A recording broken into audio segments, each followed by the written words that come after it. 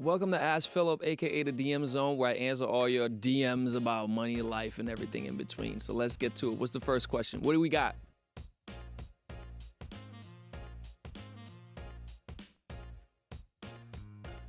Is it my goal to become a billionaire? I suppose indirectly, yes, in a sense. So, of course, it is my mission to help create 100,000 millionaires by 2030 through my business, right? So, intrinsically within that, you have to create $100 billion worth of wealth, which I'm not fazed by.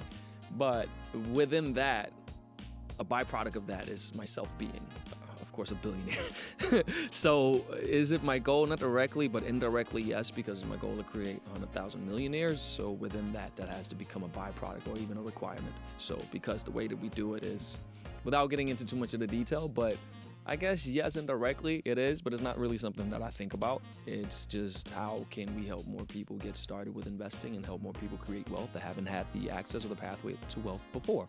And in doing so, things do what they do. I'm sure if Jeff Bezos wasn't thinking about, oh, how do I get to $1 billion? I think he, based on everything that he says, how do I service my customers best possible? And how do we grow the company? And how do we take care of everything between? And then a byproduct of that is him rising to the top of the billionaire list. So not, to answer your question, not directly, but indirectly, I guess. So yeah. Next question.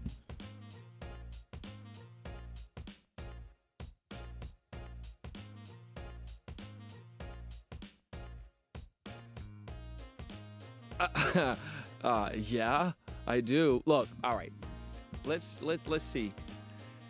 It is not necessarily like you're cheating the systems. There are tax incentives that are built into the tax code for a reason. It's to incentivize people to go out and build stuff, so you create jobs or create shelter if you're building real estate, which I, of course, also do.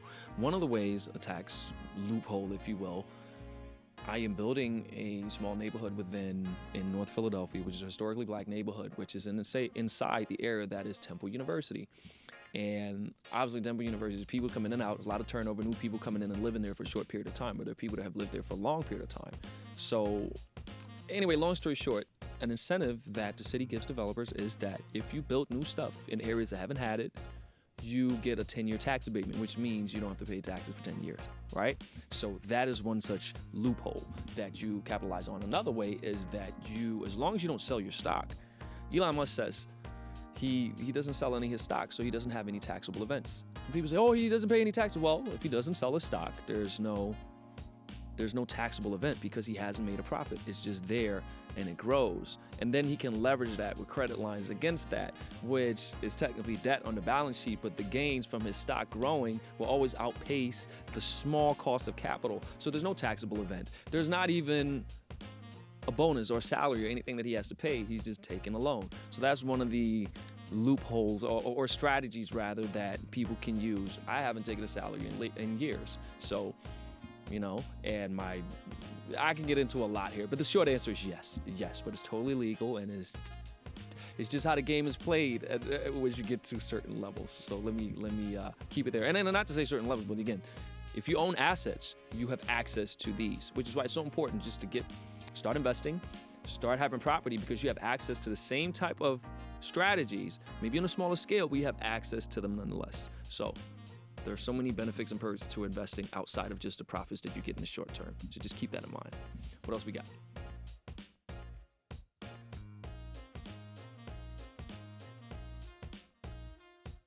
Big events. Okay. Saving up, yes. Just tax yourself. That's one of the things that I always like to say. I typically say tax yourself and invest it so that it grows. You will become just look at it. When you get your paycheck, they just take your money out automatically for taxes. So you already are accepting the fact that you're not getting all your money. So just add to that tax rate, if you will, and tax yourself. Your future self taxes you, right? Does that make sense? And then you invest it. You can use the same strategy for saving. Look, just monitor and track what you do, number one. Number two, see where does the bulk of your spending go to? Can you cut it down? Can you reduce it? Same way you would run a business, run your personal life the same way. See where can I reduce my spending? Two ways to generate profits: reduce spending reduce expenses or increase income. So find a way you can reduce your spending, see if there's ways you can increase your income. All of a sudden you have a greater cushion that you can both invest and then save up for a big event. So, or if you're getting married next year and you need to accelerate it, just get an extra job. Again, it's all about the basics. Work more, work a little more, party a little less, spend a little less money on frivolous stuff, and boom, before you know it, you got extra money. And then you can put it into instruments where your money compounds for you and you have even more. So that's what I would recommend. That's some advice if you want my advice for saving up. Just the basics. You already know what to do. So it's just a matter if you have the discipline to not do the stuff that you like to do, but you probably have to delay. Delayed gratification is key. So that's it. That's all from me. Make sure that you hit us in the DMs at YFWTV, that's my Instagram, or at Bold TV. Hit us with some questions, and that's all for this time. Thank you guys for watching Bold Business. Until next time, peace out.